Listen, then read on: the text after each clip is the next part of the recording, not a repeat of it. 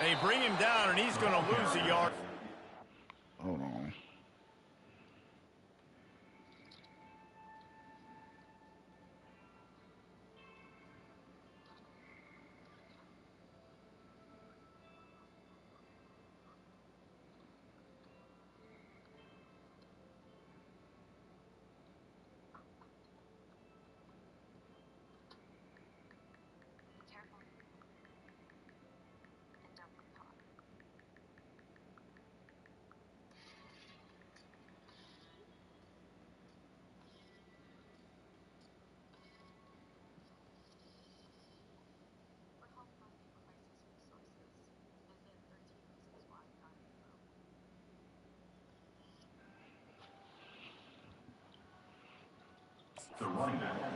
Well, the defense finally able to make a play, getting a tackle for loss. They haven't had many of those today because this running back really has answered the bell. They knew coming in they were going to have to give him the football, force feed it to him, and let him go to work. He's done that. Well over 100 yards rushing in this game, and the defense just has not had the answers consistently for him. The North Carolina offense returns to the field. They're backed up, 1st and 10 from inside their own 5, and they'll try to get this drive started. Not able to hook up there, incomplete. It's a nice adjustment by the defense here. With a big lead in the game, you're putting extra DBs on the field, knowing the offense has to throw to get back in this one in the 4th quarter. So your best cover guys on the field, and they force an incompletion on the last one. Gets that thing away from the goalpost. He's got 5 out to the 10-yard line. And the Tar Heels come to the line in the hurry-up. From the gun, the running back tries to hit the hole. Open space at the 25. What a nifty run there to pick up the 1st down. Here's this offense with a fresh set of downs. Well, that's kind of the advantage of 3rd and medium, right? Is the defense, you keep them guessing. You could throw it. Going for the big play. And that will be incomplete. Man, that would have been a big hitter if they could have done it, but 2nd down coming. Couldn't make the connection last time. Let's see if they throw it again.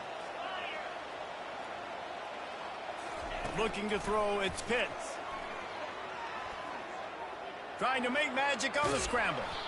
Well, great job there by the defense because they weren't able to get him sacked right away, but you saw the coverage in the back end. Nowhere for the quarterback to throw the football. Didn't get the sack, obviously. You don't get the negative play, but you also don't give up a big one. You're feeling pretty good about where you are right now in this drive. Muscling ahead on 3rd and short. And he's going to be taken down, but there's a penalty flag on the field. Hold it. Open. That penalty moves the ball back 10 yards. We'll replay the down. Offense breaks the huddle. It's 3rd down.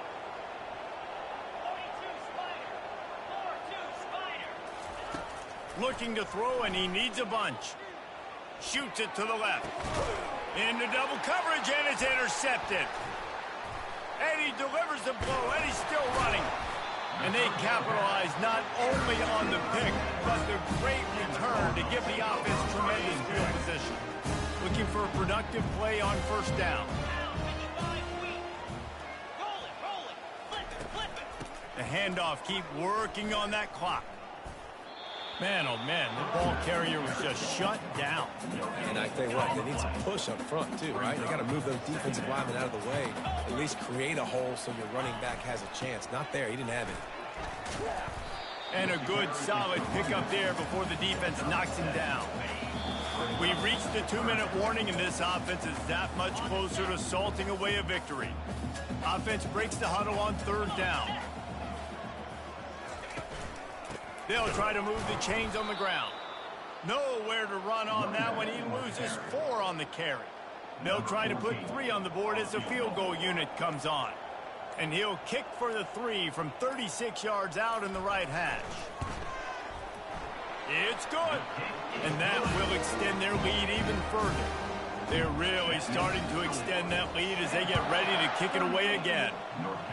Well, it's a good news, bad news scenario. You got the pick, and you would have liked to have paid that off with a touchdown, but because the drive stalls out, they're still happy to get the field. North Carolina has it back, and the Tar Heels so pleased to send the offense back out.